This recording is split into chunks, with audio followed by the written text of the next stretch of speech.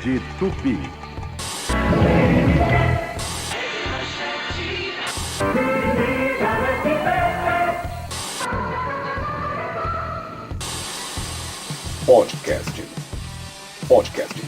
Podcast Made from TV.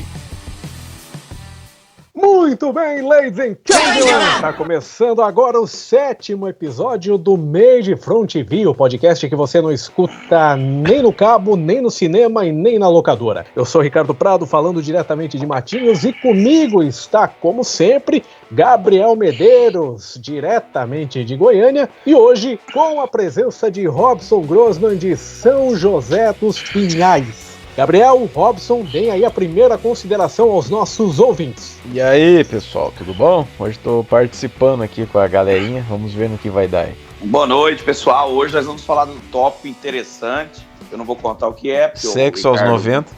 É, exato. Eu não vou falar o que é, porque o Ricardo vai introduzir em vocês aí o assunto, mas relacionado à televisão brasileira é um assunto interessante e muito importante. E o assunto desse episódio número 7 do Made from TV não é sexo aos 90, mas terminou também de um jeito bem broxante de se ver. Nós vamos falar sobre a MTV Brasil.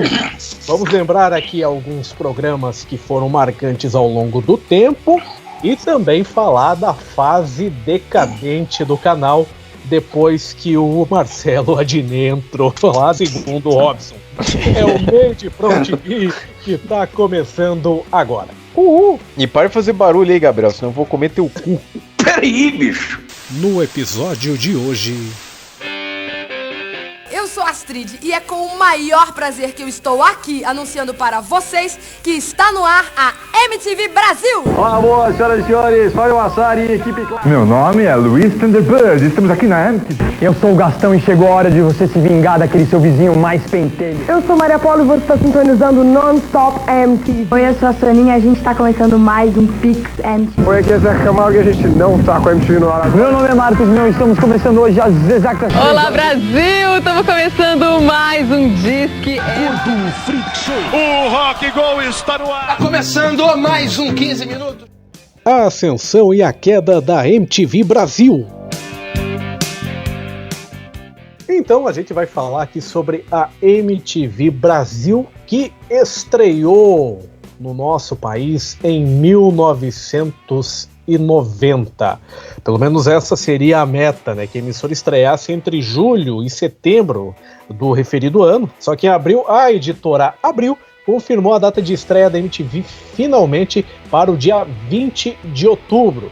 Ao meio-dia, pontualmente às 12 horas, o canal estreou em São Paulo através do canal 32 UHF e também no Rio de Janeiro pela TV Corcovado. Olha aí, a TV Corcovado, que depois foi comprada aí pela OM, o canal 9 VHF. A primeira VJ a aparecer na tela da MTV foi a Astrid Fontinelli.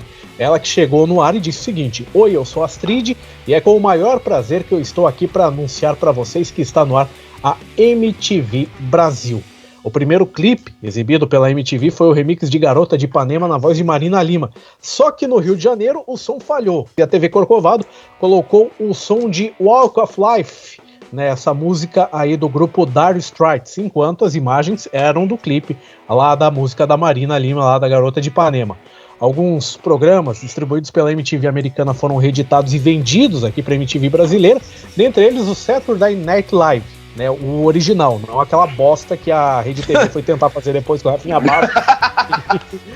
A primeira transmissão da emissora foi na Travessa Corupá, em São Paulo. Devido às inundações e à falta de ar-condicionado, eles mudaram a sede para a rua Alfonso Boveiro, do bairro Sumaré, antiga TV Tupi, que recebeu investimentos aí em todos os 14 andares lá do prédio para receber um novo canal. E eu gostaria de começar aqui falando sobre a primeira vez que cada um de vocês assistiu a MTV. Como foi a experiência para você? Quando foi para você, Gabriel, e quando foi para você, Robson? A minha primeira experiência de criança, que eu me lembro, a primeira lembrança que eu tenho com a MTV foi em 2000, 2001. Nós já discutíamos aqui, eu e o Robson, na época da Texat, e eu me lembro de ver os primeiros quadros do Hermes e Renato, que na época eram 15 minutos, se eu não me engano, ou 10 minutos, alguma coisa assim. Foi a primeira coisa que eu vi na MTV realmente que me chamou a atenção. Depois, eu me lembro de ver algumas coisas relacionadas ao João Gordo, bem antes de Gordo Free Show, etc. e tal. Alguns programas do João Gordo que eu não tenho na memória específica qual era o programa. Mas por volta de 2003, 2004. E aí em 2004 eu comecei a assistir MTV full time, vamos dizer assim, né? Que foi com o Rock Go, Hermes Renato, os programas do Gordo, os clipes, o Ponto P, programa da Penélope. Eu já comecei a me interessar ali, porque é a idade. Porque a MTV sempre foi um programa importantíssimo para a cultura jovem e adolescente. Né? Porque os outros canais de televisão não produziam programas para jovens ou adolescentes, e quando produziam sempre era muito falso. E a MTV era muito verdadeira no que fazia nesse ponto. Então, assim, em 2004, igual eu tô falando aqui, eu tinha 12 anos, e é aquela fase da pré-adolescência, então você tinha um programa que falava de sexo, um era de humor escrachado, o outro era um cara muito louco, que era o Gordo, o outro era Rock Go, que misturava futebol com zoeira, às vezes até falava de automobilismo também, que eu me lembro. Então, assim, misturava tudo com um clima de brincadeira, e por isso que era interessante. Não era assistir um esporte espetacular, um jornal nacional, sabe? Aquela coisa muito séria. Então levava muito a sério essa questão da descontração, e isso me chamou muita atenção. Então, assim, como eu falei, 2000 é a minha primeira memória, ali por volta de 2003, 2004, aí eu comecei a assistir mais full time mesmo, até praticamente o fim da emissora. No meu caso, a primeira vez que eu ouvi falar da MTV foi em 97, que eu acho que foi quando, eu não sei se foi quando ela entrou como canal aberto, ou se ela tinha entrado um pouco antes, mas só em 97 que a gente acabou reparando isso. Que o meu pai, ele estava assistindo televisão de noite, ele estava mudando de canal, e aqui o canal que pegava a MTV era o 29. Então um dia ele acabou passando por esse canal 29 e ele viu um episódio do Beavis e Butthead. E aí ele falou pra mim no outro dia: olha filho, tem um canal novo aí que apareceu, MTV, que passa uns negócios de clipe, não sei o que. Eles passaram um desenho aí que eu acho que você vai gostar, é o Beavis e Butthead, alguma coisa assim. E daí foi a partir daí que eu comecei a ter interesse em começar a assistir a MTV. E um detalhe interessante é que nem no caso do Gabriel, ele já tinha uma TV a cabo, que era a Texat, né, e tal. Então a imagem pegava um pouquinho melhor. Mas detalhe que aqui a gente assistia por TV a cabo porque aqui nunca passou por TV aberta no estado de Goiás. Aí já era TV aberta. Então, só que aqui, pelo menos na região que eu tô aqui, em São José dos Pinhais, a imagem ela era assim horrível. Ela era completamente chuviscada e o som ficava falhando. Então gravar qualquer conteúdo, por exemplo, era praticamente impossível porque você não enxergava praticamente nada, entendeu? Só que o conteúdo era um negócio tão diferente e tão legal de você assistir que você acabava relevando isso, entendeu? Eu tive vários momentos com a MTV, mas antes disso eu queria perguntar uma coisa aí pra você, Robson. O teu pai, quando ele falou pra você do canal, ele se referiu à emissora como MTV ou MTV?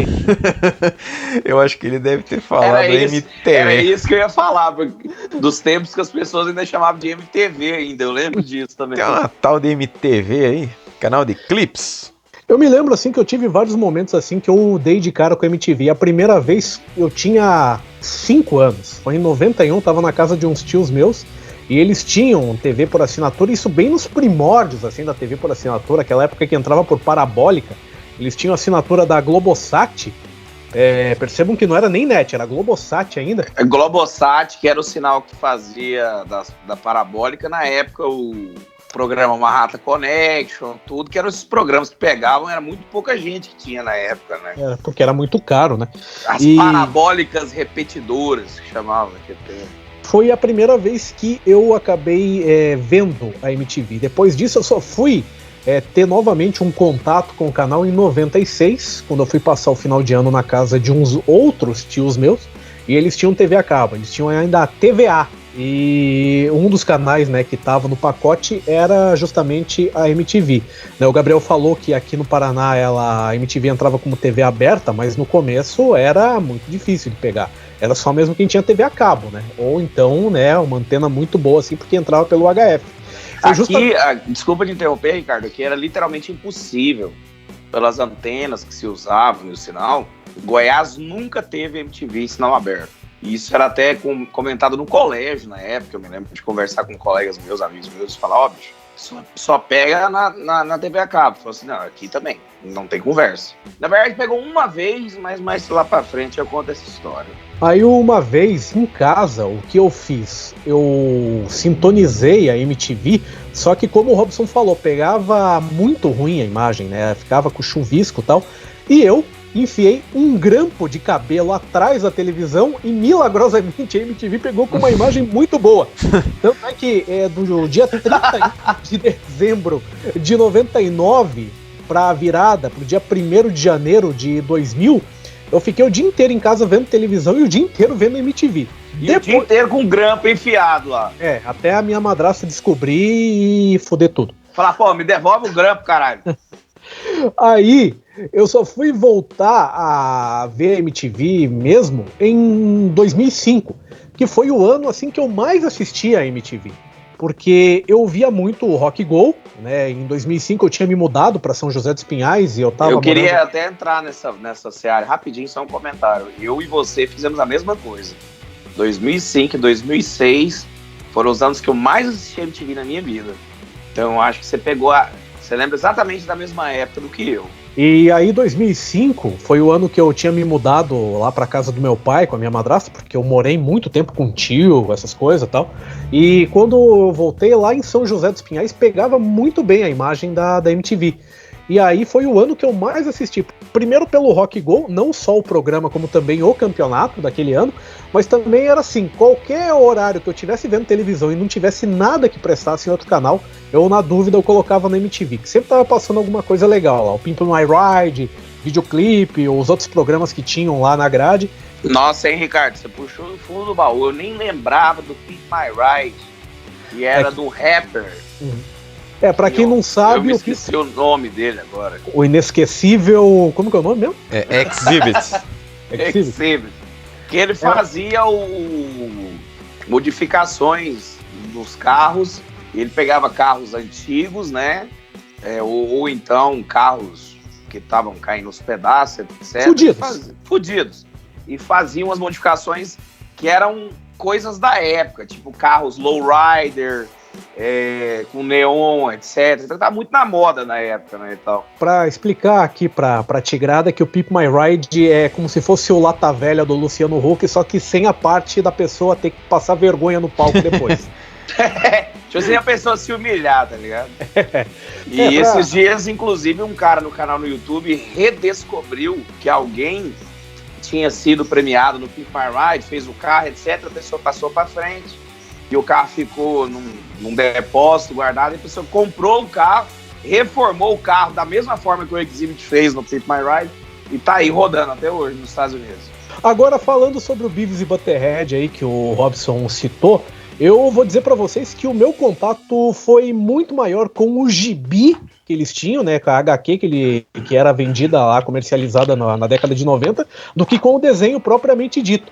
Tanto que eu me lembro que até tinha a parte final dos gibis do Beavis e Butthead, que eles zoavam histórias de super-heróis. E eu me lembro de uma vez que eles estavam zoando uma história do Thor, e aí eles estavam comentando, assim, né, no quadrinho que fizeram, né? Oh, porra, esse herói aí parece uma boneca, ele até tem o seu próprio martelo pra fazer sua casinha. Que é bem o humor deles, né? Eu já fui descobrir Beavis and Butthead depois, ali por volta de 2003, não na MTV, porque já tinha parado de passar na MTV. Na época que o Robson viu em 97 ainda passava. Eu lembro. Eu fui ver na Locomotion, Robson. Pra não mentir, acho que a única vez que eu assisti Beavis e Butthead assim em TV mesmo foi um fim de semana que um primo meu me arranjou uma fita VHS cheia de episódios do Beavis que ele tinha alugado, e a gente passou o sábado inteiro assistindo. Mas eu conhecia muito Beavis e Butthead das HQs. A última vez que passou na televisão aberta, na fase clássica da MTV, foi em 98, se eu não estiver enganado, que era na 7ª temporada deles. Depois eles até voltaram em 2011, 2012 com uma temporada nova, só que daí já não era mais a fase clássica da MTV, né? Em relação ao próprio Beavis e Butthead, é interessante porque na época, pessoas assim que mexiam com animações e tal, elas mandaram materiais para MTV e esses materiais eles foram compilados num programa que eles passavam no começo dos anos 90, que ele se chamava Liquid Television. E aí algumas animações desse Liquid Television, eles acabaram sendo produzidos mais episódios. Então tinha, por exemplo, o Cabeção, tinha um outro lá que era o Ion Flux. O Ion Flux, o The Head, o próprio Beavis and Butthead também tava lá. E daí também o Beavis e Butthead dessa turma aí foi o que fez mais sucesso e que foi mais longe também. Tanto que teve até filme, né? Em 2001, se eu não me engano. O filme é de 96. 96? Aham. E a última temporada da época era de 97, né? Todas essas animações da MTV que o Robson citou passaram nesse canal que eu contei aqui, que chamava Locomotion, mas isso aí é um outro Made for TV que vai a noite inteira também. E seguindo aqui a pauta que o Robson montou, né, ele citou aqui que ele gostava de vários programas que o João Gordo apresentava, né?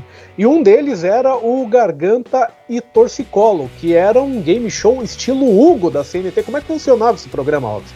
Então, é que na época tinha uma certa modinha que era você ligar pro programa da televisão e daí tinha um game, né? Então você apertava as teclas do teu telefone e você controlava o personagem no jogo. Que tinha até um negócio lá que, abaixa o volume da tua televisão para não dar eco, coloca no tom, porque tá no pulso, não sei o que. E aí nesse jogo você controlava esses dois personagens, né? Que eles eram bem bizarros assim. E tinha diferentes games, assim, por exemplo, obstáculos. Então você apertava, sei lá, o botão 2, o personagem pulava enquanto ele tava correndo e tal. Aí o outro era tiro ao alvo, que eles atiravam umas ovelhas lá e umas coisas. E era interessante porque, além de ter o jogo em si, o Gordo, ele conversava com o pessoal que ligava para lá. E os personagens também interagiam com ele numa televisãozinha que tinha. E na primeira fase do programa, quem fazia a voz tanto do tal do Garganta e do Torcicolo era aquele dublador, que agora eu não vou lembrar o nome, mas que ele faz a voz daquele carinha do Trato Feito. O carinha principal, acho que é o Rick, o nome dele. Guilherme Lopes. Se eu não me engano, em 98, no auge do Ratinho, o Gordo levou o Ratinho no Garganta e Torcicolo. Sim. Isso no YouTube, pra quem quiser assistir. O Ratinho falando um monte de bosta lá, tirando onda, aquele jeitão dele de caipira. E o Ratinho era um cara bem aceito pra MTV, porque enquanto todas as mídias rechaçavam o Ratinho por ser popular, não sei o que e tal, a MTV gostava, que falava assim, ele faz um programa parecido com o nosso, né? Também tinha o Gordo Pop Show, que era ele assistindo, comentando as coisas do próprio canal, né? Era basicamente o que o Beavis e Butthead faziam, só que era a versão do João Gordo. Inclusive eu lembro que uma vez ele comentou o clipe do Green Jello, lá, o Three Little Pigs, e foi a primeira vez que eu tinha visto a banda, que daí me interessei por ela e tal. Porque o Gordo, ele fazia uns comentários que ele não tava nem aí, né? Então era um negócio engraçado. Depois até chegou a ter uma outra versão desse programa, que eu acho que era Gordo on Ice, o nome. Que era a mesma bosta, só que era ele no iglu. E na verdade o que o Gordo fez foi abrir caminho pro programa do Mion anos depois, né? Do Piores Clipes do Mundo. Só que o Mion, ao invés de fazer igual o Gordo fazia, o Gordo falava de todos. O Mion teve a ideia de pegar os mais toscos e meter o pau. Lógico que de forma diferente e tal. Mas o embrião da ideia é mais ou menos esse. Se você for parar pra pensar, tanto o Beavis e Butthead quanto o Gordo, pelo menos o Gordo aqui no Brasil, o cara ele foi tipo um dos pioneiros do React. Não podemos esquecer também do Gordo a Gogô, que era o programa de entrevistas onde aconteceu aquela cena entre ele e o Dado Dolabella, o dia que o Dado foi apresentar o seu CD, o Dando Pra Você. Quer dizer, o Dado pra você. Olha, eu só queria contar uma historinha bem breve relacionada a esse dia, porque existe uma discrepância aqui no nosso grupo de amigos, de que o Gordo conta, de que a merda que aconteceu depois foi comentada pelo Alborguete, e o Robson disse que não é a mesma época, o Alborguete ainda estava no ar. Então eu prefiro que o Robson conte a história inteira da experiência dele, porque eu fui ver esse vídeo anos depois, da história dele, e depois conta essa discrepância, pra gente entender, porque a gente conversou isso no grupo um dia, não sei se você lembra. Eu lembro assim, eu não sei se é exatamente isso, né? Vou tentar refrescar minha memória aqui. Mas assim, pelo que eu lembro, o Dado ele foi lá um dia no programa, gravou e tal. E aí justamente porque deu essa treta, o programa não foi pro ar, então eles deixaram engavetado. Aí um tempo depois que teve um especial da MTV, que eu acho que devia ser, sei lá, 15 anos de MTV, não sei, tô chutando aqui. Não era no lançamento do Overdrive? Então, eu acho que era isso, porque daí, ao mesmo tempo que eles colocaram esse trecho na televisão, eles colocaram também no site deles. Então começou, tipo, a galera a ver e tal. Porque o trecho passou na televisão, mas o pessoal começou a fazer download do vídeo e o negócio explodiu na internet, né? Daí o pessoal começou a ver, achou engraçado e tal, virou meme. Tanto que tem gente que só conhece o Gordo por causa desse vídeo, tipo...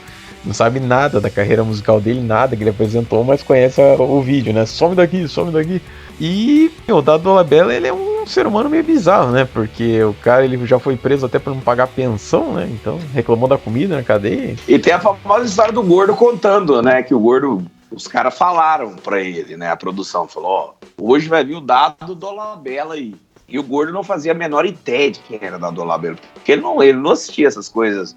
mainstream, malhação, essas coisas. Eu falei assim, bicho, esse cara não é filho do Carlos Eduardo Dolabella? Que, tipo assim, era ator da Globo na década de 70, quando o Gordo era criança. Ou seja, o Gordo conhecia mais o pai do cara do que o cara. Então, aí o cara apareceu lá e deu aquela cagada que todo mundo viu, bicho. Porque o Gordo falou, as brincadeiras desse playboy lá, não sei o quê, trair o movimento, bebê e tal, aquela coisa bem zona sul do Rio de Janeiro mesmo, bem playboy, sabe? Eu queria citar, já que a gente tá falando aqui do João Gordo, citar também o Gordo Freak Show, que era um outro programa que ele tinha. Ah, esse aí eu lembro muito, viu, bicho? E uma vez eu me rachei de rir. Eu até já contei essa história já.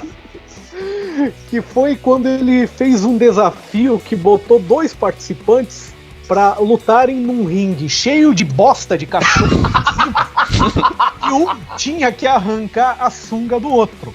Só que daí o Gordo, ele ficava meio que narrando, comentando a, entre aspas, luta dos dois. E teve uma hora que ele pegou e falou, olha aí, os caras lá em cima estão tudo de pau duro, os caras estão se amando.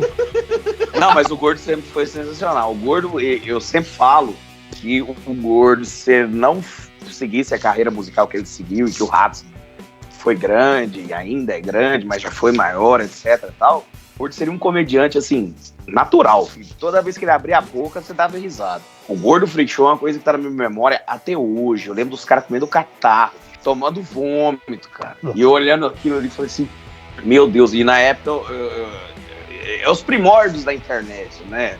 As pessoas acessavam sites tipo assustador.com, ou grish.com.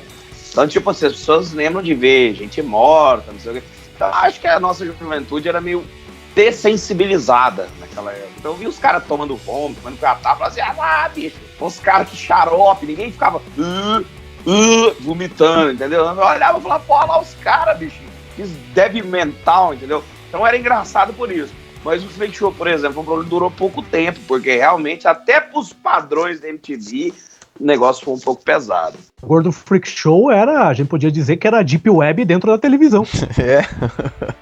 E eu lembro que ele era diferenciado também, porque eles levavam bandas pra tocar lá, né? E inclusive bandas de porn grind, e da República Tcheca, sei lá, tipo, os caras iam fazer um show no Brasil aqui, o Gordo chamava pra participar do programa. E daí eu lembro que teve até um comentário no YouTube de um cara falando assim, tipo, em inglês, né? Tipo, caralho, isso tá passando na MTV Brasil. Porra, a MTV Brasil é bem melhor do que a americana, tá ligado?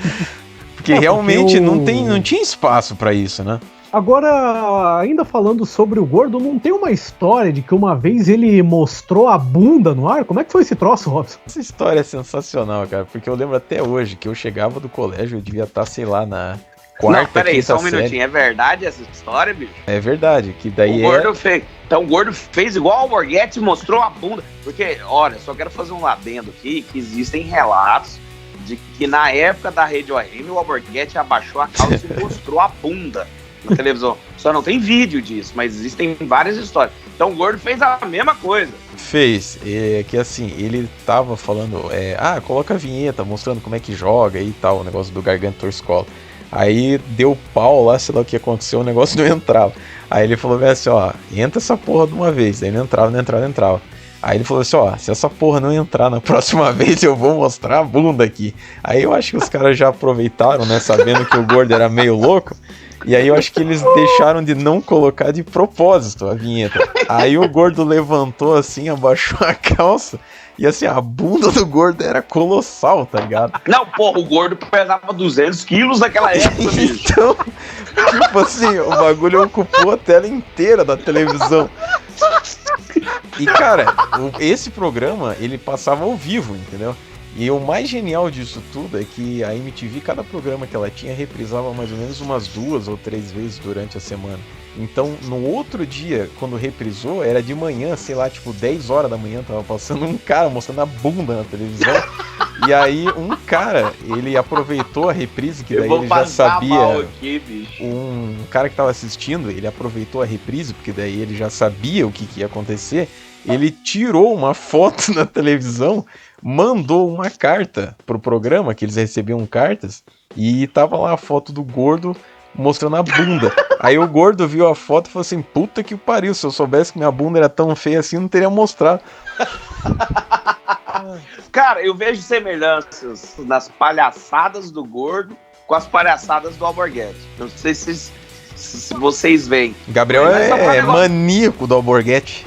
O negócio é que eu vejo semelhanças nas palhaçadas, na forma de apresentar um programa de zoeira, entendeu? E vocês estavam falando aí que o João Gordo meio que foi uma espécie de embrião pro programa que depois o Mion apresentou, né, que foi o Piores Clipes.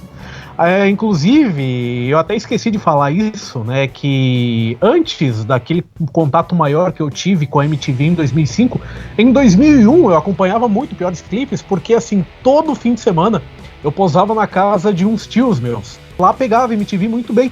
E à noite, chegava lá, dava 7h30, 8 horas da noite, eu tava lá assistindo a MTV e acompanhando sempre os Piores Clipes.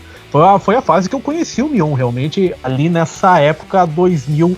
E vocês, qual que é a memória que vocês têm aí do Piores Clipes do Mundo, programa lançado aí pelo Marcos Mion? Eu lembro que ele começou com a Marina Persson apresentando, e daí ela faz um lance assim mais formal assim e tal, então não tava tão legal. Aí eles trocaram a Marina e colocaram o Mion, que daí foi quando ele começou a zoar e ele criou o negócio da pérola videoclíptica, né, que era tipo ele pegando algum clipe e analisando e zoando e tal. E foi nessa época que ele começou a colocar o clipe do Supla pra zoar também. Então era o Green Hair, né? Que era na época que ele tinha uma banda chamada Psycho 69. Essa música era tipo uma música que não tinha nada a ver com as outras músicas da banda. Era tipo uma faixa bônus e sei lá por que o Supla decidiu fazer um clipe dessa música. Mas daí o Mion achou a fita, colocou lá. E aí ele ficava zoando, porque sempre cada semana tinha um tema diferente. Tipo, piores clipes com motos, piores clipes com não sei o que. Então ele sempre dava um jeito de colocar o clipe do Supla, mesmo que não tivesse nada a ver com o tema, entendeu? Os caras criaram um meme genial do bagulho. Japa Girl. Ah, não, mas Japa Girl é antes, né? Green Hair. É a mesma música. É a mesma música. É essa música? Eu conheço ela por Japa Girl. Inclusive, essa foi uma música que acabou estourando, assim, pro público mais geralzão no final de 2001, depois que terminou a primeira Casa dos Artistas. Sim, porque daí o Supla gravou um CD, né, e tal. É bom, aliás, essa música. O charada brasileiro. Uma lembrança que eu tenho do Piores Clipes do Mundo, eu não falo do Ricardo, porque o Ricardo geralmente não costuma comentar muito sobre música, mas o Robson vai entender o que eu vou explicar. Já teve alguma vez, Robson, que alguém zoou uma banda que você gosta e ao mesmo tempo que você ficou puto, você deu risada? Beavis e Butthead, uma vez eles zoaram aquele clipe High Hopes do Pink Floyd, que eles basicamente dormiram durante quando tava passando o clipe. Isso rolou comigo no Melhores Clipes do Mundo, quando o Mion passou o clipe, se eu não me engano, eu não me lembro se era de segurança ou se era de Longe Demais das Capitais. É um dos primeiros clipes que o Engenheiros do Havaí gravaram. Eu sou muito fã de Engenheiros do Havaí. E aí, cara, o clipe realmente era muito patético. Não era o Pop é Pop? Não. Teve um que é da primeira fase da banda. É de 86 ainda. É questão de preferência. Eu gosto da banda, eu adorava a música, achava a música muito boa. Só que o clipe era muito tosco, mano. Ridículo. E aí eu fiquei puto, mas ao mesmo tempo eu fiquei cagando de rir. Eu falei, caralho, bicho, realmente, velho, a música é boa, mas esse clipe é de tarado mental, bicho.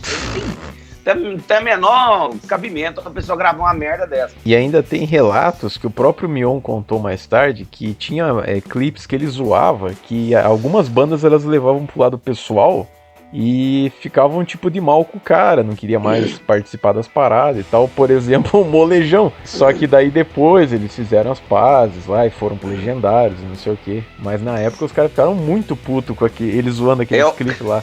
Eu acho que se eu e o Robson tivesse uma banda, a gente mandaria o clipe pra ele. Sim. Assim, ó, tira a onda aí mesmo, tal. E qual que é algum clipe, assim, que vocês lembram de cabeça que foi zoado no Piores Clipes, assim, que vocês acharam mais engraçado? Aquele A Minha Mãe é uma... Foi essa que eu já contei, já. Eu vi um que era aquela música daquele carinha que tem uns cabelos muito loucos lá, A Minha Mãe é uma sereia, acho que é uma coisa assim. Como é que é o nome desse pau no cu? Não é Chico Sainz. É o Chico Sainz, caralho. Não é Chico Sainz, é Chico... É o Chico Sainz, pô. Não, o Chico Sainz é aquele que morreu no acidente de carro. É Chico também, só que... Ih, rapaz, eu sei quem você tá Chico falando. César. Chico César. Isso. Que era um clipe que o cara tava andando na rua e tinha umas crianças que vinham, não sei o que. O cara zoou pra caralho. Tinha um outro lá também. Não sei se era do Ed Mota, quem que era. Automóveis, alvos móveis, alguma coisa assim. Não, o cara zoou pra caralho. Esse não era do Ed Mota, era do Escova e a Máfia. É. Olha o tão nome. ruim quanto. Puta que pariu. Não, a nossa música nos anos 2000 ali, teve muita coisa boa, mas teve muita coisa ruim, viu, bicho? Olha o nível aí pra você ver. Agora o clipe que eu achei mais engraçado, assim, quando foi zoado, foi aquele do Michael Jackson, Beat It. Ah, é, que Nossa, a mesa de bilhar não tinha nem buraco, né? É. Tinha o Toninho Cerezo. Que na verdade aquele cara foi o que criou a coreografia dessa música. Tinha também, acho que um clipe do Wasp, que o Mion chamou o Black Lawless de Elvira, Rainha do Deserto, não sei o que. Não, Sabrina. Elvira, Rainha da... Não. Aquele do deserto. É que tem um filme de drag lá que é não sei o que do deserto. Priscila, Rainha do Deserto. É. Priscila, Rainha do Deserto. Não podemos esquecer também, no Piores Clipes, do famoso Vai, pamonha, vai, curau. É verdade, o cara desenterrou, é um clássico, bicho. Rodney D. Tinha uma outra banda Você também. me dá a sua pamonha que eu te dou o meu curau. Não era assim? Isso. Era. Eu lembro que tinha uma outra banda também que os caras só ficavam falando nada. Então era nada, não sei o que. A música inteira também que ele passava esse clipe sempre. E tem também um outro clipe que teve a participação do João Gordo, que era Vai Comer o que é Kimberly? Ah, do Disque Putas. O Disque Putas. Mano, sensacional essa banda. Os caras têm um clipe tipo de 5 segundos. Os caras eram underground. É interessante a gente abrir um parênteses aqui, que teve uma época que o Mion saiu da MTV, e daí quem apresentou Piores Clipes foi o Gordo. Inclusive tinha aquele carinha, o Ferrugem. Não lembro. Não aquele antigo, não. Não, eu digo assim, não é o Ferrugem cantor que vocês devem estar imaginando. Ah, não. Perdão. O Ferrugem que a gente tá falando é o cantor de hoje. É o Ferrugem antigo, então. Isso, que é aquele Porque carinha era... que parece o Chuck. Ele ficou famoso nos anos 80, né, Ricardo? Isso. Sim. O cara parece que não envelhece. E depois desse período que o Mion saiu da MTV, ele acabou voltando com uma série chamada Um Ator, um VJ e Umas Mentiras. Vocês assistiram esse troço aí? Esse daí, eu nem sei se o nome era esse mesmo, tipo, se eu troquei as bolas na hora que eu mandei, mas era alguma coisa do Papai Noel. Mas era alguma coisa desse tipo aí. Era um projeto meio bizarro que a MTV tinha feito, que era como se fosse uma série de ficção, assim, que ele ficava falando, tipo, eu que eu sei da MTV, não sei o que, daí ele voltou, daí tinha umas coisas que era verdade, tinha umas coisas que era ficção, mas era um negócio meio bizarro, assim, tipo, pra massagear o ego do cara mesmo.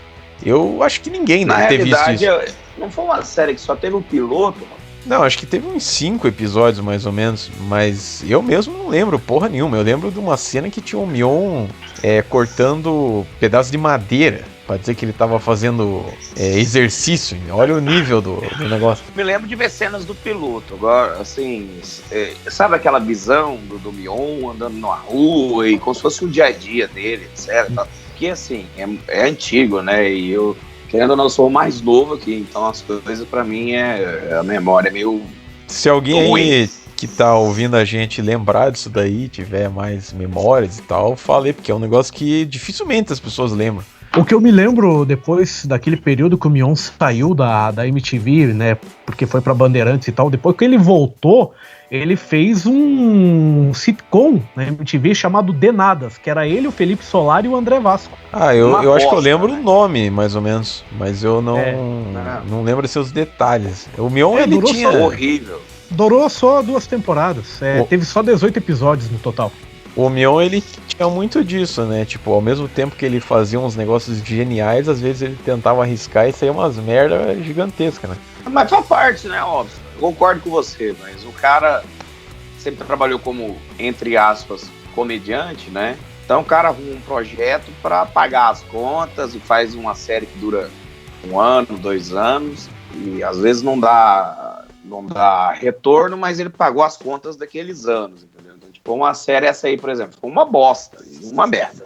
Agora a gente vai falar um pouco sobre os VJs da MTV. Quem que vocês consideram aí o melhor, o pior e o mais doido dentre os VJs que já passaram pelo canal? Em matéria, assim, de informação, tipo, caras que conhecem coisa pra caralho, tinha o Gastão Moreira, que ele apresentava o Fúria MTV, que era Fúria Metal, depois mudou o nome para Fúria MTV, que ele sempre entrevistava assim umas bandas internacionais e eles faziam umas perguntas inteligentes e tal. O pessoal gostava de conversar com a MTV Brasil, porque fugia um pouco daquelas perguntas meio mesmices que o pessoal fazia lá na gringa. Tinha também o Fábio Massari, que ele tinha o Mondo Massari, acho que era o nome do programa, que ele também era um cara que ele trazia sempre muitas informações, e eu não sei se o Gabriel lembra que tinha até o Kid Vinil chegou a ser VJ da MTV uma época. Kid Vinil, que com todo aquele conhecimento, aquela bagagem das coleções, e realmente ele foi VJ, mas foi pouco tempo, se eu não me engano, né? Foi no começo. Não foi tanto assim. Agora, o mais loucão, sem dúvida alguma, é o Thunderbird, né? É verdade. Isso que eu queria falar. Você chegou aí, o Ricardo, é um overlap entre o que eu ia falar. Porque pra mim, eu não diria o melhor, mas o que mais tinha conhecimento de música, pra mim, era o Thunderbird. O Thunderbird sabe de tudo. Ele sabe de Pink Floyd, a Odair José, Os Incríveis, a uma banda de metal norueguesa. Ele conhece tudo. O Thunderbird, ele é genial. Ele era do nível do Kid Vinil, né? Só que o Kid não tinha aquela destreza de ser um apresentador de televisão que o Thunderbird tinha. Então, pra mim, ele foi o que tinha mais conhecimento. O pior, qual que você acha no caso? O pior de todos? No que eu vi vídeos foi o Zeca Camargo. O Zeca Camargo era patético. O Zeca Camargo era bem no começo, né? Sim, e ele fez um trabalho na Globo depois. Assim, ele se manteve muitos anos na Globo. Pô, apresentou o Fantástico. Pra apresentar o Fantástico, você tem que ser bom pra comunicação. Então ele ficou lá. Agora, pra MTV, ele não era material de MTV. Então. Agora, só voltando ao Thunderbird, pra mim ele foi o mais completo. Agora, pra mim, o melhor de todos, agora eu tô fazendo o melhor de todos, foi o João Gordo. Se a MTV teve um apresentador que a marca... Espontâneo, né? Espontâneo e a marca ligada ao nome dele, entendeu? A marca MTV ligada ao nome dele. O João Gordo foi o maior de todos os DJs MTV. No meu caso, eu acho que o pior VJ que eu escolheria é um cara que ele entrou assim mais quando tava quase acabando a MTV já, que era um tal de Rafael Losso. O cara, ele parecia um débil apresentando. Não sei se o Gabriel lembra desse cara. Eu lembro dele mais pro finalzinho ali da MTV. Eu vou colocar um trecho aí, né, Robson? Entre 2009 e 2012 ali, teve vários. Eu lembro do Losso. Tinha um outro menino que eu não lembro o nome também. O Troço. Um outro menino que eu não lembro o nome dele também, cara. Mas eram pessoas assim... Ricardo, você imaginar pessoas sem expressões. A pessoa entra na frente da câmera, ela parece que tá na Globo. Ela acha que tá na Globo. Que é ler o teleprompter e tal. E é isso aí. fazer uma piadinha estúpida daqui pra ali e tal, mas não tem graça. Porque o grande mote do MTV era o quê? A espontaneidade. Era você entrar, você tem um texto, mas você brinca, tira onda, etc. Tal. Então, no final, estava se tornando um canal de televisão profissional mesmo. Assim, não sei o quê. Próximo, aí vem o clipe do fulano de tal, papapá, sabe? Essas coisas já não tinham mais essa graça toda. Só aproveitando aqui o gancho aí que vocês falaram do Rafael Losso, ele entrou por um concurso de VJ que teve, aliás foi ele e o Léo Madeira que acabaram entrando. Sim, o Léo ele era legal, ele apresentou depois com a Marina um programa chamado Top Top e tal. Agora esse Rafa aí deve ter comido o cu de alguém lá, do Zico Góes, não sei. Ou comeram o cu dele. Ter entrado nessa parada aí e tal. Mas só finalizando o assunto VJs, eu também gostaria de deixar registrado aqui o Cazé, né, cara? O cara era muito loucão também. Eu tava me esquecendo do Cazé. O Cazé era bem loucão mesmo, bicho. Não é aquele cara que só apresenta, ele tinha interatividade com o cenário, né, e tal. Era bem diferente, velho. Tanto que logo depois ele parou na Globo, né? Fez um programa que não deu certo. Ficou na geladeira, Sociedade Anônima. O Sociedade Anônima, mas acabou parando na Globo. Thunderbird também, né? Ele tinha um programa, quer dizer, tentaram emplacar um programa dele na década de 90 chamado TV Zona, que era sábado à tarde, mas também não vingou. Se você parar pra pensar, o maior expoente da MTV que saiu pra Globo foi o Zeca mesmo. O Zeca fez tudo, né? No Limite, Fantástico, etc e tal. E chegou a um fim de carreira lamentável na Globo, mas aí eu acho que não é por ele, é decisões da emissora mesmo. E agora a gente vai falar sobre as VJs do canal. Isso mesmo, tinha que ter a parte apelativa desse episódio. It's exciting! Eu gostaria as moças. Os colírios para os olhos, como disse o Robson aqui na pauta que ele preparou. Eu gostaria de perguntar para vocês quais são as VJs preferidas de vocês aí em todo esse período aí da MTV Brasil. Você vai falar primeiro, Rob? Não, falei, mas eu até já imagino o que você vai dizer. O maior tesão que eu tive na minha vida de pré-adolescente, e toda vez que eu via ela falar e via ela, batia continência com o Majoreno, chamava-se Penélope. Ui. Eu achei que você ia falar Sabrina Parlatore. Não. Meu tesão era na Penélope. A hora que ela começava com aquela voz rouca, falando de putaria no ponto P, sabe, falando de sexo. Você já imaginava ela te comendo com um cintaralho. Igual a tua mãe. Bicho, eu via aquela mulher, eu falava, puta que o pariu, essa mulher deve saber de tudo. Porque quando você é pré-adolescente, desculpa o palavrão, gente, você tá aprendendo a tocar punheta. Aí você vê uma mulher experiente falando aquelas coisas na televisão, você fica doido, é uma paixão adolescente. Pra mim, a maior DJ, ela poderia não ser a mais gostosa, mas era uma mulher que transmitia uma energia de sexo, era ela. E foi namorada do André Matos. Sim, é isso que eu ia falar, tem um plus, né, que ela era namorada do André Matos. Namorada do André Matos. Tem coisa mais aleatória que isso. E ela é filha do Marcelo Nova. Marcelo também, Nova, né? pô. A Penélope que tinha uma fase que ela era bem pegável, né? Depois, com o tempo, ela acabou ficando muito parecida com o Stallone no Rambo 4.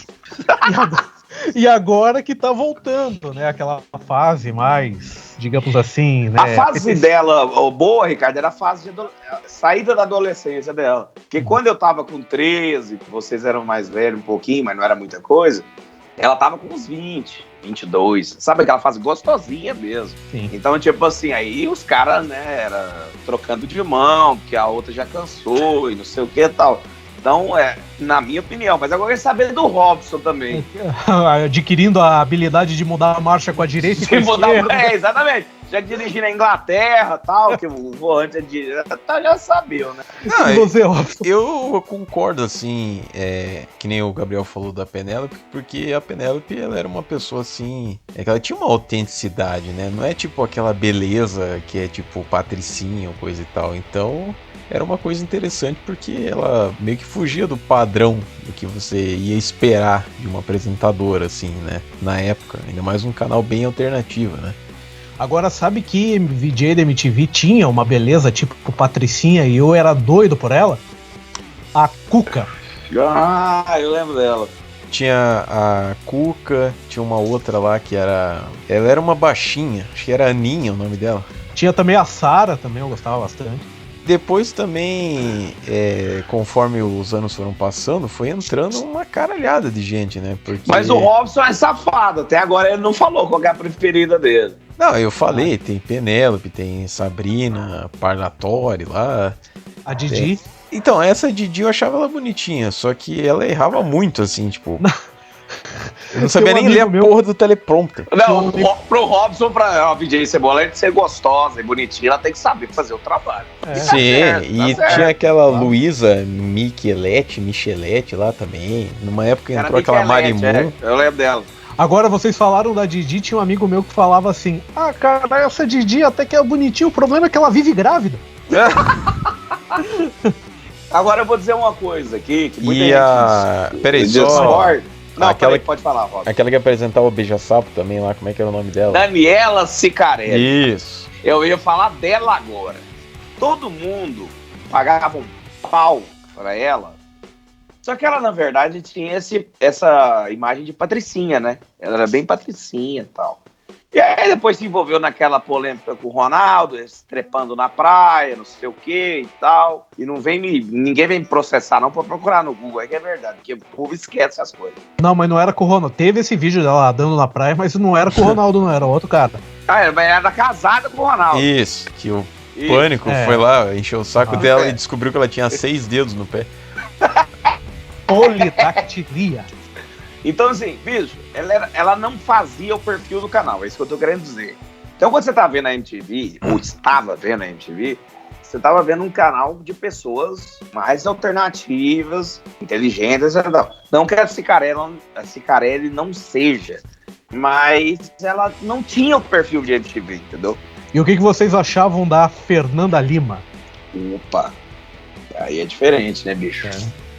Fernanda Lima é a Sicarelli com, diríamos assim, com mais atitude. Ela apresentava de uma forma mais alternativa, etc. Então... O que eu me lembro da Fernanda Lima foi uma vez que teve uma premiação da MTV e que foi chamado Robinho, jogador, né? E ele tava latindo de bêbado nessa premiação. Aí chegou uma hora que... Robinho dos Santos, bicho? Isso. Aí chegou uma hora que a Fernanda Lima subiu pro palco, acho que ela ia dividir a bancada com ele, uma hora lá. Eu adorei essa expressão, latindo de bêbado. E ela tava com um vestido preto, assim, tipo, assim, no limite, assim, cara. Tipo, aquelas coxonas dela aparecendo e tal. Nossa Senhora. No dia seguinte, o Cajuru, ele apresentava o Esporte Total na Bandeirantes, ele repercutiu essa cena aí do Robinho bebaço lá, né? E aí o Cajuru me pega e me fala: também com uma apresentadora dessa, qualquer um ficaria bêbado. Olha que caneta dela, se referindo às coxas. Isso é a cara do Cajuru, né, bicho? Cara, são universos totalmente diferentes. Sai da MTV é parar no Cajuru, bicho. Um dia, Ricardo, a gente tem que fazer um programa sobre o Cajuru. Ele merece. Puta que o pariu. Polêmica. Agora, depois de todas as acusações que pesaram sobre o Robinho, a Fernanda Lima tava correndo um baita perigo aquele dia. Mas o pau ia comer quadriculado. Alerta de piada pesada. Tem até a famosa história se eu não me engano, foi no VMB, a primeira vez que o Hermes e Renato apareceram, Caetano Veloso. Fausto e tal. E aí teve o VMB que a Sicarelli tava do lado deles. E eles estavam vestidos de personagens, só os dois, né? O Fausto mais esqueci o nome do outro rapaz. E aí a Sicarelli chama eles e ele olha e fala assim: caralho, ela tá falando com a gente, Renato, porra, olha aí, bicho. Tipo, eles tirando a maior onda, porque eles estavam começando, né, tudo e tal. Mas essa do Caetano Veloso você pode contar, porque essa eu queria contar, mas você falou, você vai contar. Bota essa porra pra funcionar. Ele tava com quem que ele tava tocando mesmo? Com o David Byrne, né? Ele tava com o David Byrne, do Talking Heads. Começou a dar uns pane, umas merda lá e tal, e daí o Caetano Veloso ficou puto com a MTV, mas um tempo depois o pessoal falou que na verdade quem tava fodendo tudo era a equipe de som dele. Ou seja, ainda por cima a MTV levou esporro à toa. De graça. É. Ai, bicho. Agora a gente vai falar sobre Hermes e Renato, que acabou se tornando aí ao longo do tempo um sinônimo de humor na MTV. Vocês que acompanharam mais o Hermes e Renato, aí explica aí pra turma como é que funcionava aí toda a logística do quadro ou do programa. Foi acho que lá por 99 ou 2000, acho que foi 2000 se eu não me engano. Os primeiros quadros passaram em 99. Que eles tinham mandado uma fita que era para um concurso da MTV na época, e aí eles escreveram assim, depois do vídeo assistir até o fim, alguma coisa assim. E aí os caras mandaram um monte de merda que eles tinham gravado lá e tal, e daí os caras da MTV gostaram e acabaram entrando em contato com eles. Então eles começaram com inserts, vamos dizer assim, que passavam nos comerciais, que eram assim episódios de 1 minuto e meio por aí, que eram umas coisas mais simples. Aí depois eles foram ganhando espaço, eles aumentaram para 15 minutos, e aí depois o programa deles passou a ter 30 minutos normal, assim. E daí eles inseriram, né, diversos personagens, tinha o Joselito, o Massacration, o Bolsa, a Dona Máxima. E tinha também se for deixar para lembrar aqui, já lembra de muita coisa. Quadros históricos, Pedreiros da Puta que Pariu, O Padre Que Medo, Unidos do Caralho A4, Pirapirapirou, a Banda Coração Melão. A Banda Coração Melão, exatamente. Então, assim, outras coisas maravilhosas. Por exemplo, Merda Acontece. Merda Acontece, que o João Gordo participou. Tinha Documento também Trololó. Documento Trololó, Jornal. Programa Cláudio Ricardo. Então, se a gente for listar aqui, bicho, a gente passa uma hora fazendo esse negócio. E teve uma época que eles fizeram como se fosse 2 novelas, entre aspas, assim, que uma era o Proxeneta e o outro era o Sem a Bolsa. Sem a Bolsa foi 2006, eu acompanhei essa Proxeneta eu assisti inteira. Sim, e teve o Telaclass também, né, que depois era tipo aquelas redublagens cômicas que eles faziam, que depois, né, que acabou ficando meio modinha no YouTube e tal, mas... Na realidade é o contrário, viu, Paulo? O Adriano falou, que é o que faz o Joselito, que em 2003 no YouTube já tinha algumas redublagens toscas. Mas o YouTube surgiu em 2004, tinha. Porra. Não, perdão. 5. Mas 2005. Na verdade, o Adriano falou que o que eles basearam para fazer o Telaclass foi a dublagem do Batman. Feira da Fruta. Porque eles viram que estavam crescendo no YouTube 2005, 6, 7, pegaram a Feira da Fruta original e resolveram fazer isso. Eu não sou tão fã do Telaclass, eu sou mais fã dos personagens, mas isso é uma opinião pessoal. Agora, uma coisa que eu gostava bastante no Hermes e Renato era o Portão da Esperança. Nossa, era muito bom, bicho. Era. Agora, só aqui uma curiosidade inútil a respeito do imitador lá do Silvio Santos, ele é o Adarico Negromonte Neto. E ele, além de ter o pai preso na Operação Lava Jato, que acabou sendo absolvido depois, o tio dele foi ministro das cidades na época do PT e também virou réu da Lava Jato. Puta que pariu. Tem mais que se fuder mesmo. Que é o pai é o Adarico Negromonte, filho, e o tio dele, que virou ministro aí, foi o Mário Negromonte. Meu Deus do céu. E ele tentou carreira política depois. Com o nome de Adariquinho, concorreu a deputado ou vereador, sei lá. Deu um 360 na história? Não, total. Esses dias eu tava vendo um episódio de Portão da Esperança com meu irmão, cara, que é uma coisa que eu via na época, ao vivo. Que toda vez que eu vejo, eu cago de rir, cara. Que é a história do Gessé. Aí os caras falam assim, você, bem-vindo aqui no Portão da Esperança, você quer? Como é que é seu nome? Ah, é Gessé. Você é o quê? Eu sou mendigo, eu moro na rua. O que você quer? Você quer um prato de... Eu quero um prato de comida. É o meu prêmio. Aí abre, você acerta, então vamos lá. Aí abre a porta, não sei o quê. Quando vê, tem um prato vazio, aí o Huawei dá um puta grito. Ah! Aí ele fala assim, o que é isso? Você pediu um prato... De comida. Não um prato com comida. Aí do nada ele começa a zoar, e o bom é que no final o cara que imitava o Silvio fala pra ele assim, vai pra lá, seu arrombado, vai pra lá. Bicho, era muito bem feita essa merda, cara. Eu me lembro que nos últimos anos, eu não sei se o Robson vai lembrar, nos últimos anos do Hermes e Renato, antes do Telaclass, era toda quinta à noite. Quinta-feira à noite. Era mais ou menos isso. E o Rock Go? Opa! O Rock Go, na verdade, foi o que mais me levou a assistir a MTV, isso lá em 2005, porque como eu já tinha dito antes, né, não só o campeonato em si, mas como o programa, a mesa redonda, eu não perdia. Todo domingo à noite ali naquele ano de 2005, eu tava acompanhando. E os campeonatos também, que eu achava bem massa.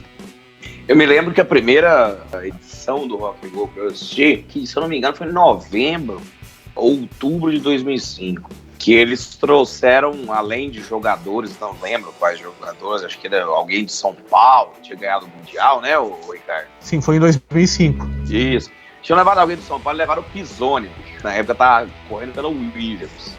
Aí teve a corrida da Interlagos e o Pisoni não durou uma volta, cara. Cara, o que eles zoaram o Pisoni lá, mano, sabe? Tipo, pô, vai se fuder, não sei o que e tal. E tiraram uma puta onda com a cara do Pisoni. Aí eu falei, cara, olha que programa sensacional. Você não leva um jogador, um piloto de Fórmula 1 pra falar sério. Você vai pra tirar uma onda com a cara do cara. Ali foi a hora de eu falar, puta, esse programa é sensacional, bicho. Era Aliás, você o falou Paulo dos Bonfá, jogadores, né? E o Paulo Marco Bonfá Bianchi. e o Marco Bianchi. Totalmente excelente. Vocês falaram sobre um jogador de São Paulo. Teve uma vez que o Marquinhos, que era meio campo de São Paulo, Marquinhos Catarina, que jogou no Grêmio, no Paraná, no Avaí, né? Inclusive o grande ídolo do Avaí. Ele foi chamado uma vez para participar do programa e ele não foi, ele deu cano.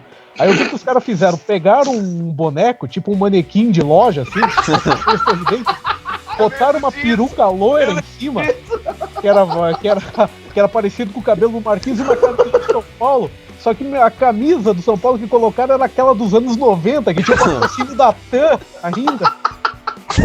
Eu lembro disso aí, bicho. E sempre quando algum convidado dava o cano, eles botavam lá, a gente chamou o fulano não pôde vir, então no lugar dele vem o Marquinhos. O Marquinhos Catarina. Era aquela estátua. Aquele manequim de loja. Cara, e isso era sensacional, porque isso passava no domingo, à noite. Então, na segunda-feira, eu conversava com amigos meus na segunda-feira de manhã no colégio, as pessoas tinham visto, a gente dava risada de comentar. Falei, você viu o Rock Go ontem, bicho? Falei, caralho, eu me caguei de rir. Era sensacional. Eu lembro que eles pegavam bem no pé do Tony Garrido também, eles chamavam ele de chiliquento, ele ficava puto lá, cara. Chiliquento. Aquelas histórias são sensacionais. Como é que era o Bola na Fogueira? Pô, puta quadro sensacional. Você chegou a ver esse, Robson? Sim, era naquele programa deles que tinha 3 horas, acho que era, né? Esse eu já não achava tão legal, porque era muito longo, assim, e tal. E também, mas o Bola na Fogueira era o auge, né? Sim, o Bola na Fogueira era, tipo, perguntas que você não tinha como escapar, né? Ou você levava uma rola, ou você levava uma bolada, né? Os caras levaram o Romário lá uma vez, não vou esquecer disso. Romário, e aí, Romário, bolada no queixo, você já levou? Tipo, umas perguntas escrotíssimas. Tá e isso aí foi copiado por vários outros programas esportivos também. Sim, tem uma história pessoal pra contar, a minha, relacionada ao Rock Go.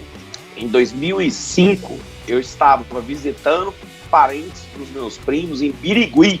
E a MTV gravava o Rock Go, os jogos em Birigui, no estádio de Birigui. E eu passei pelo estádio no dia de um jogo. Tava eu, um tio meu e um primo meu. E eu pedi pro meu tio parar. E meu tio falou assim, não, isso aí é outra coisa, isso aí... Só que e não deu certo. Mas eu quase desci pra ir ver um jogo do Rock Go, dos artistas, rolando no estádio de Birigui, bicho. Nossa. Porque tinha uma piada interna, né? Negócio de Birigui Booster, que era água, que eles faziam um merchan e tal, não sei o quê. Pra começar... o Birigui Sports Arena. Pra começar, o negócio ele passava de noite, daí eles já chegavam zoando, falando que era o sol artificial. Sim. Quando eles não diziam que era o fuso horário, né?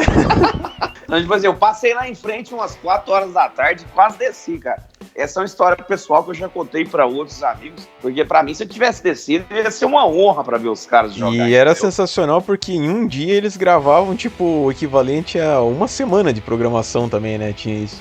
Porque os jogos, eles duravam meia hora, né? Eram 2 tempos de 15 minutos. Então dava pra fazer bem rápido. Em 2 dias você fechava o campeonato. Agora, uma piada que eu achei genial uma vez no Rock Go foi o seguinte: eles sempre mostravam os gols assim do Campeonato Brasileiro ou do Campeonato Paulista, né? Só que eles não mostravam de todos os jogos, só mostravam de 2 ou 3, né? E aí teve um dia na escalada que, assim, eles estavam anunciando que ia ter no programa, né? Teve uma hora que o locutor pegou e falou: e também nesse Rock Go teremos todos os gols da rodada, com exceção da maioria deles. Porra, esse cara tinha uma sacada massa, né? Na realidade, uma outra piada engraçada que eu me lembro muito do Rock Go e que eu usei durante muitos anos naquela época, que eu achava super engraçado, era o Marco Bianchi, que ficava muito puto com, às vezes, um convidado não aparecia, não sei o quê, aquele humor dele. Ele sempre falava, não sei se o Ricardo vai lembrar, que ele sempre dizia que ia acionar a Debra. Que é Advogados do Brasil. Advogados do Brasil. Que eu achava aquilo sensacional, porque é um puta nome de entidade. Tá? O cara tinha essa questão do humor. Então, assim, bicho, foi um programa que marcou. Inclusive, eu tenho vídeos em VHS, deu em casa, acho que meu irmão filmando alguma coisa, e um domingo à noite eu sentado assistindo Rock Go. Coisas que marcaram bastante. E qual que era o jogador preferido de vocês no Rock Go? Eu vou dizer pra você que eu gostava muito do Gessinger. O Gessinger jogava muita bola, viu? Era muito bom. Agora, o Robson deve lembrar, né, da treta do Jimmy, do Matanza. Se eu ia falar isso. De 2000. O cara levou uma mijada no outro. É, que era o Jimmy ia quebrar ele no cacete lá, bicho.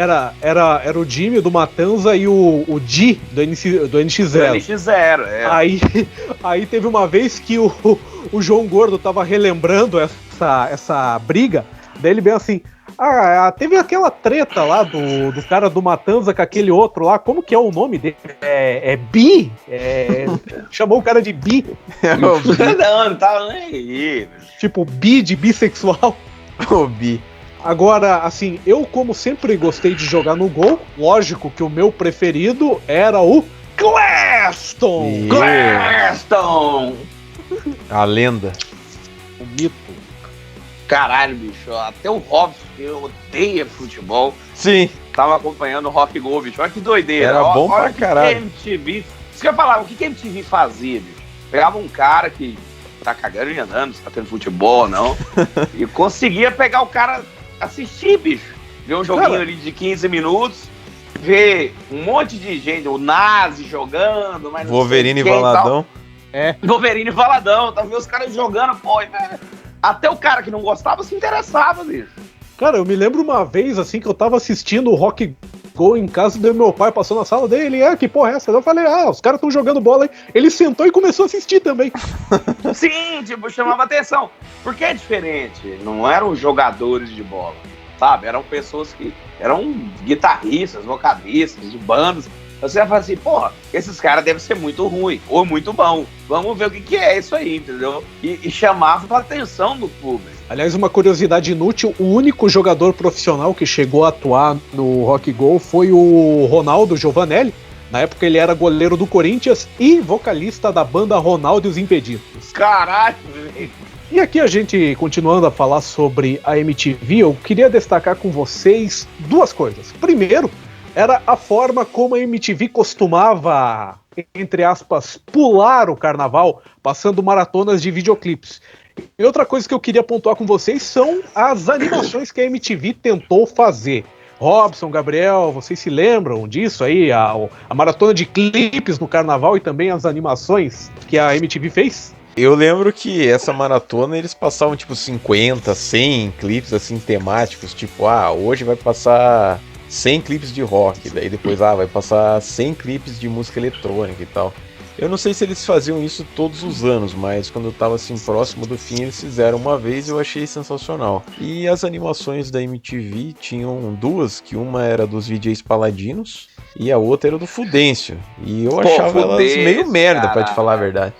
Na realidade, o Fudêncio era meio merda, mas eu acho que tinha algum outro personagem lá que era bem engraçadinho. Os roteiros eram fracos, mas a animação era boa, entendeu? E você tinha dublagem do Gordo, o pessoal do Hermes Renato participou dublando também, então tipo assim, dava pra salvar uma coisa ou outra, vamos dizer assim. Mas foi uma boa jogada, assim, tipo, um bom incentivo, uma iniciativa, vamos dizer, né? O nome da primeira animação que você falou era Mega Liga de VJs Paladinos.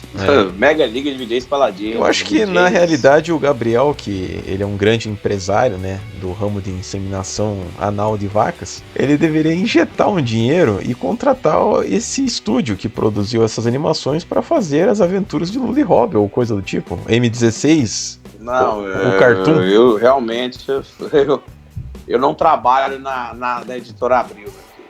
Mas uma coisa que me marcou, e eu não sei se você colocou na sua pauta, e eu queria até perguntar para você, Ricardo Robson, eram as vinhetas da MTV. Sim. Verdade, que eram umas coisas bem chapadas.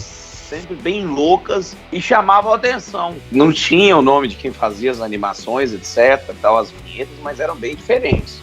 Porque às vezes a MTV ela não tinha assim muito patrocínio que nem os canais normais, vamos dizer assim, de televisão. Então às vezes os caras colocavam lá 5 minutos de propaganda chapada e você assistia porque você queria ver como era curioso o negócio, né?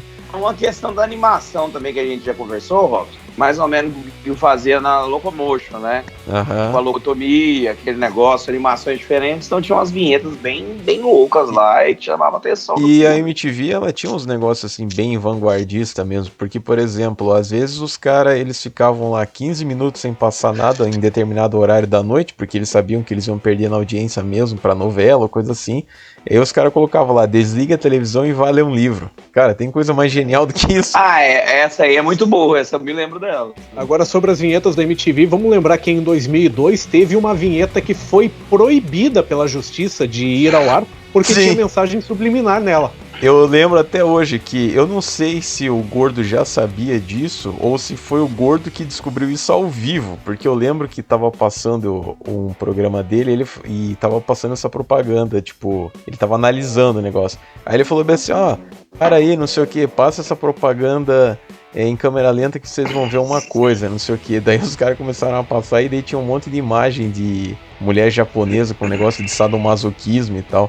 Não era explícito, sério, mas tinha. Isso, bicho? Era uma propaganda que passava de vez em quando que tinha uma cara, assim, era tipo 2 olhos, uma boca, assim, e daí ficava piscando umas imagens rápidas, assim, no fundo. E aí não era nada explícito, mas tinha tipo um monte de imagem, assim, de coisa de sadomasoquismo e tal.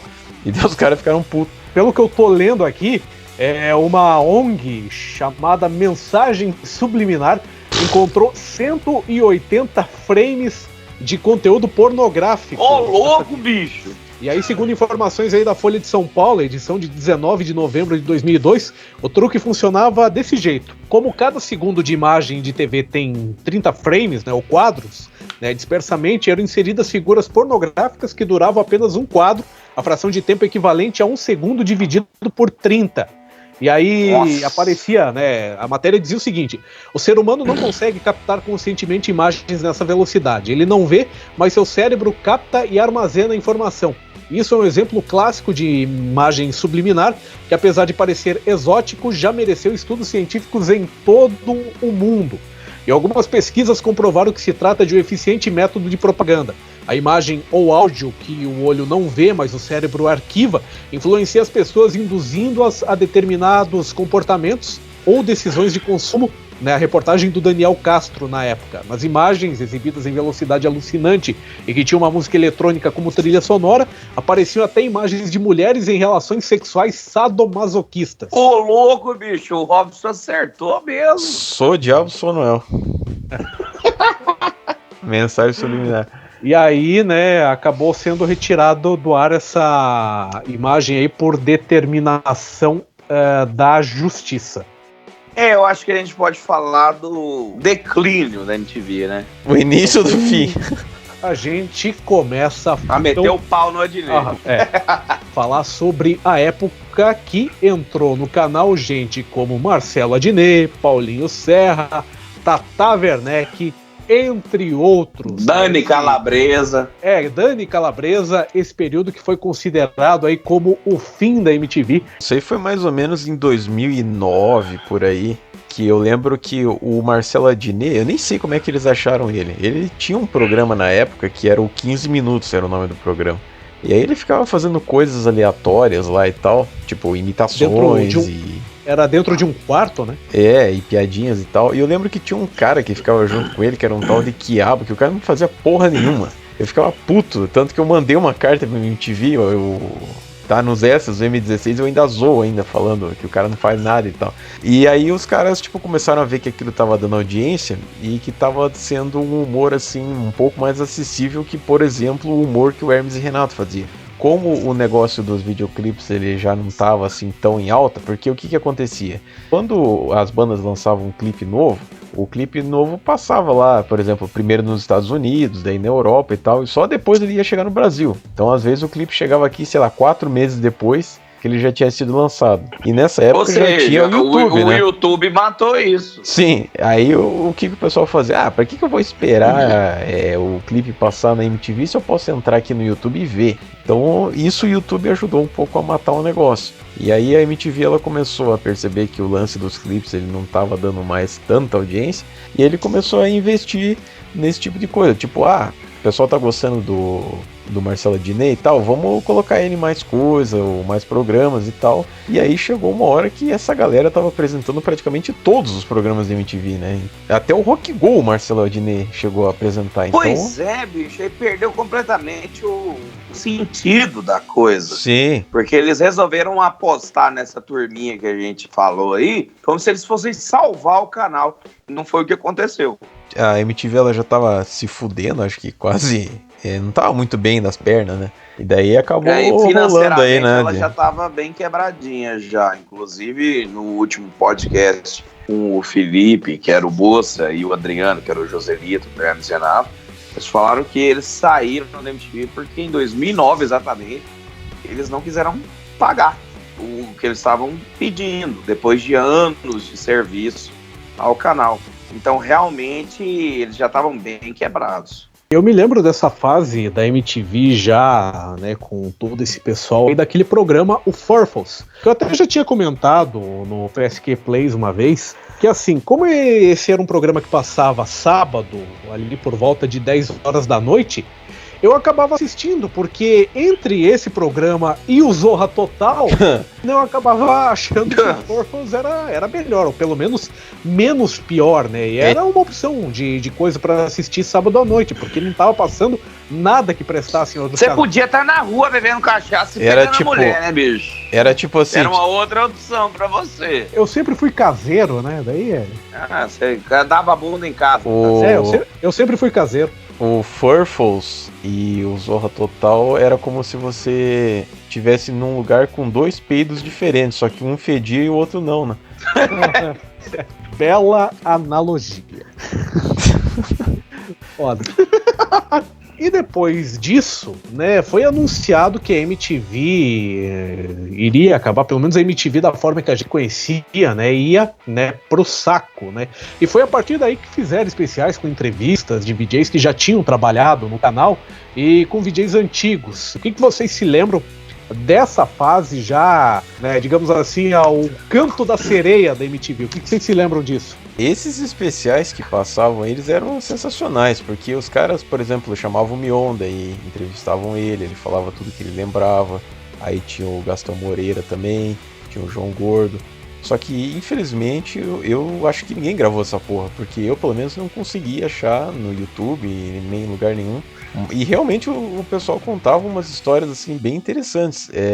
Esse lance, por exemplo, que eu falei já hoje, que o pessoal das bandas ele gostava de dar entrevista pro pessoal da MTV Brasil, justamente porque eles não faziam perguntas tão clichês quanto a MTV americana, foi uma coisa que o Gastão falou nesse especial aí. E eu também lembro de uma história bem bizarra que o Gordo contou, que teve uma vez que ele fez uma piada, alguma coisa assim com o Chorão, ou o Chorão falou alguma coisa dele, e aí eles ficaram, tipo, tretados um com o outro, e eles ficavam se ameaçando, e um querendo quebrar a cara um do outro, não sei o quê. E aí teve um dia que o Gordo sabia que o Chorão ele ia participar de uma premiação ou coisa assim, e aí ele tava literalmente preparado pra matar o cara naquele dia, se ele viesse encher o saco dele, porque parece que ele tava com uma faca, não sei o quê, acho que nessa época o Gordo tava usando outra droga. Ô, louco, bicho!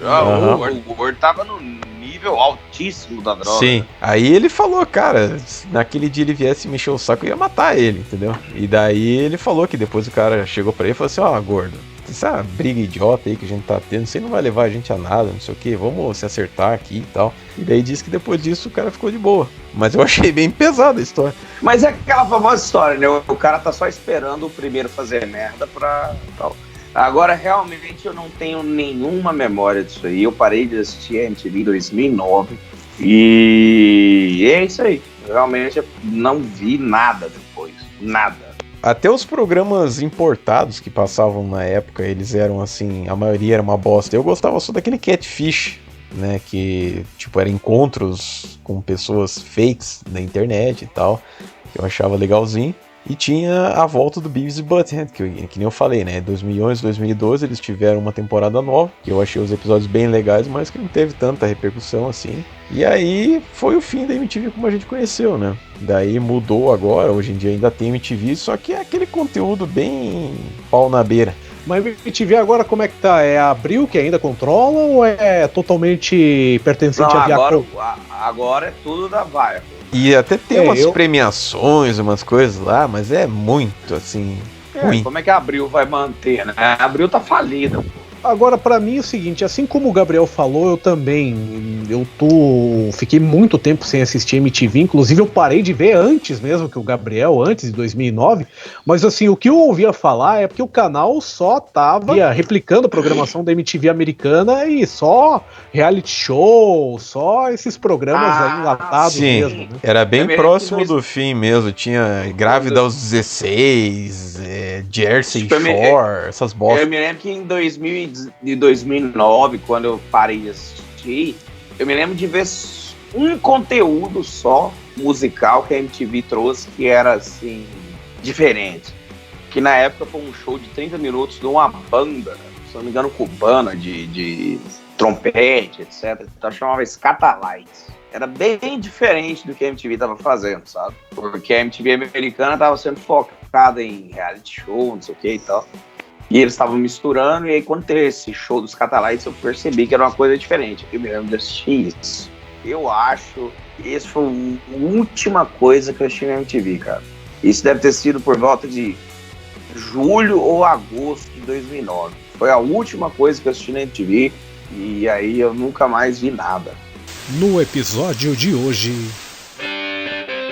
Eu sou Astrid e é com o maior prazer que eu estou aqui anunciando para vocês que está no ar a MTV Brasil. Olá, boa, senhoras e senhores, Fábio Massari, equipe... Meu nome é Luiz Thunderbird, estamos aqui na MTV. Eu sou o Gastão e chegou a hora de você se vingar daquele seu vizinho mais pentelho. Eu sou Maria Paula e você está sintonizando Non-Stop MTV. Oi, eu sou a Soninha e a gente está começando mais um Pix MTV. Oi, aqui é Zé Camargo e a gente não tá com a MTV no ar. Meu nome é Marcos Mion e estamos começando hoje às exatas... Olá, Brasil! Estamos começando mais um Disque O Rock Go está no ar. Tá começando mais um 15 minutos.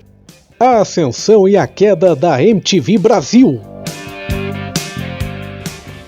Muito bem, esse foi mais um episódio de número 7 do Made from TV, o podcast que você não escuta nem no cinema, nem na locadora e nem na TV a cabo. Eu gostaria que o Gabriel Medeiros e o Robson Grossman, em suas considerações finais, falassem sobre o acervo da MTV. Acho que relacionado ao acervo, o pessoal do Hermes Renato, em vários podcasts, já deblateraram sobre esse assunto, e na realidade é um problema jurídico que está rolando aí entre Abril está na falência, Abril falência de vários setores deles, aí realmente está rolando esta briga entre quem quer ter o seu acervo, principalmente os caras do Hermes Renato querem o acervo de volta completo e tal.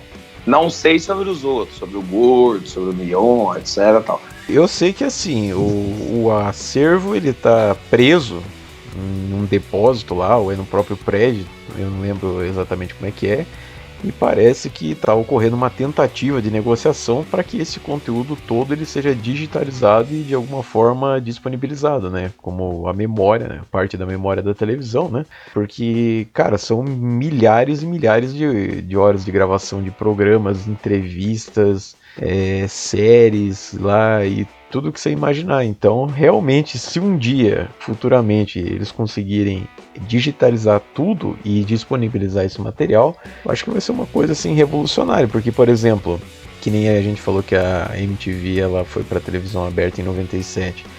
Antes de 97 a gente não assistiu nada, né, praticamente. Então seria interessante ver esse conteúdo mais antigo e também relembrar coisas que a gente falou aqui no podcast, né? Então alguém escute o apelo do pessoal aí e resolva isso, que acho que seria algo até inédito, né? Porque você não vê, por exemplo, sei lá, a Record vai digitalizar o acervo todo antigo dela, porque é muita coisa, né? Agora, o acervo da MTV, relativamente, ele é possível, porque a MTV ela não durou, tipo, 40 anos, entendeu? Ela durou de 90 até 2013, é isso, Ricardo? Sim. Então não é assim tanto tempo, tecnicamente, né? Então acho que é possível, sim. Então ouçam os apelos, os executivos da Abril no Brasil, principalmente São Paulo. Vamos digitalizar o acervo aí, porque nós estamos precisando assistir coisas. A não ser que eles venham com aquelas cascatas tipo, porque tem fita aqui que tá bolorada, porque deu enchente, porque pegou fogo. Não, mas peraí. Fita bolorada deve ter lá. Isso aí é certeza absoluta. Agora, enchente, incêndio, igual teve na Record e na Globo, né, Ricardo? Isso aí é impossível. Então, vamos trabalhar, viu? E vamos passar esse acervo pra frente aí. Porque esse é um grande feito da televisão brasileira. O grande marco da televisão brasileira nos anos 90 e 2000 foi a MTV. E com esse apelo e essa mensagem de Gabriel Medeiros e Robson Grossman, a gente encerra a 7ª edição do Made from TV. Lembrando que todos os programas que a gente citou aqui, a gente vai tentar achar links aí para você abrir no comentário fixado para ter uma ideia de como era a programação da MTV desde o início lá na década de 90 até o encerramento das atividades do canal em 2013. Eu me despeço por aqui. Para vocês que ficaram ligados aqui com a gente, um grande abraço e até a próxima. Tchau, Swed Mock Me Keith. Fiquem com Deus.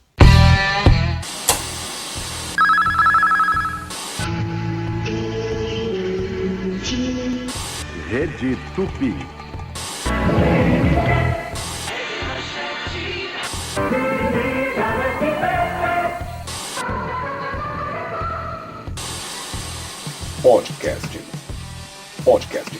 Podcast Made from TV.